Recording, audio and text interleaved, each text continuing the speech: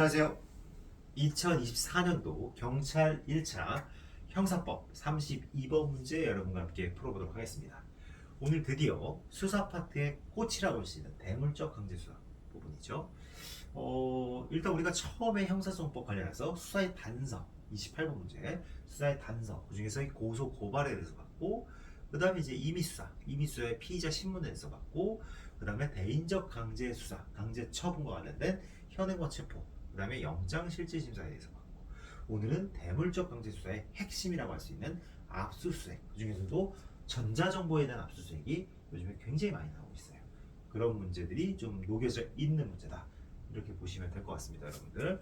특히 이 대물적 강제수사, 압수수색 시험에 무지무지하게 많이 출제됩니다. 판례도 가장 비중 있는 판례가 여기 들어가 있어요. 그래서 수사 파트의 가장 핵심은 압수수색이다, 대물적 강제수사다.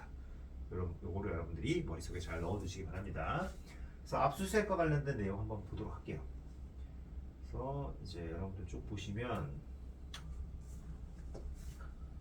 자, 압수수색에 관한 설명으로 가장 적절하지 않은 것, 이렇게 묻고 있네요. 가장 적절하지 않은 것.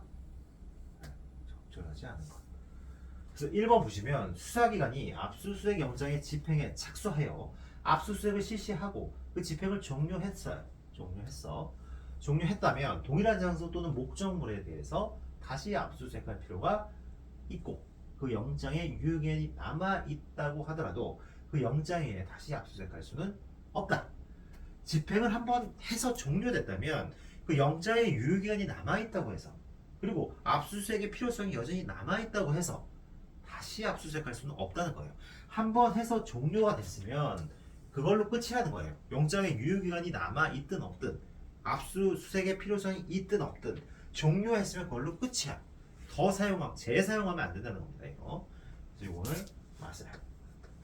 두 번째, 피압수자가 수사기관에 압수수색 영장의 집행에 참여하지 않는다는 의사를, 즉 참여권이 있어요. 압수를 당한 사람은 내가 뭘 압수당하는지에 대해서 참여해서 확인할 필요가 있다는 거예요. 이게 우리 형사소송법에서 인정한 참여권인데, 이 참여권 관련해서 내가 집행에 참여하지 않는다는 의사를 명시했단 말이에요. 특별한 사정이 없는 한 그 변호인에게, 다만 변호인에게는 미리 집행의 일시와 장소를 통지하는 등 압수수색 영장의 집행에 참여하는 기회를 별도로 보장해야 한다.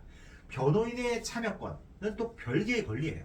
피의자는 별개의 권리이기 때문에 피의자가 나 참여하지 않을게, 피압수자가 나 참여하지 않을게 라고 얘기했다 할지라도 변호인에게는 참여 의사를 미리 통지를 해서 물어보거나 확인을 하지 않고, 변호인에게 또한 참여 통지를 안 한 상태로 그대로 종결시켰다면 그거는 참여권 침해가 되는 거예요. 아시겠죠? 그래서 별도로 보장해야 된다는 거예요. 변호인도. 이것도 맞다.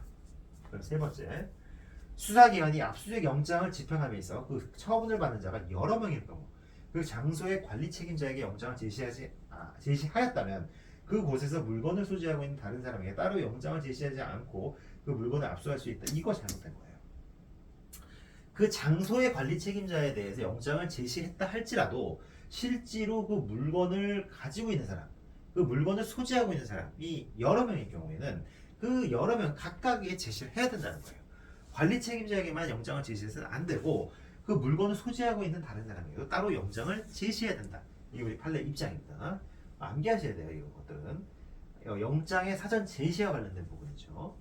네 번째, 갑이 사법경찰관에게 휴대전화를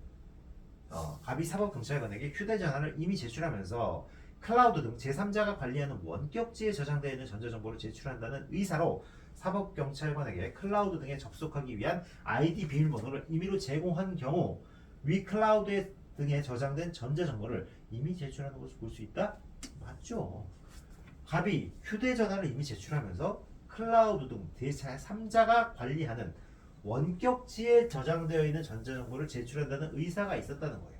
이 의사로 사법경찰관에 클라우드 등에 접속하기 위한 아이디 비밀번호를 임의로 제공했다는 거예요. 원격지와 관련해가지고 아이디 비밀번호를 임의로 제공했네요. 이 경우 위 클라우드 등에 저장된 전자정보를 저장된 전자정보를 이미 제출하는 것으로 볼 수 있는 거죠. 즉 접근할 수 있는 아이디하고 비번까지 줬다면 클라우드 등에, 이거는 클라우드 내에 있는 정보를 제출하는 의사가 있었다, 이렇게 봐야 되는 거죠. 네, 그래서 답은 뭐다? 2번이네요. 2번. 그죠? 굉장히 뭐 길게 지문이 나와 있는데 여러분들 한번 쭉 읽어보세요.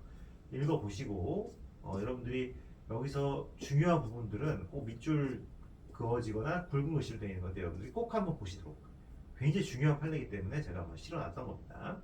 어차피 뒤에 또 좀 나오기 때문에 요거 오늘은 요 내용에 대해서 한번 보시고 그 지문, 판례 지문에 대한 부분은 여러분들 스스로 한번 읽어보시고 또 계속 진행될 문제에서 또 제가 또 말씀을 드리도록 하겠습니다. 네, 오늘 여기까지 하겠습니다.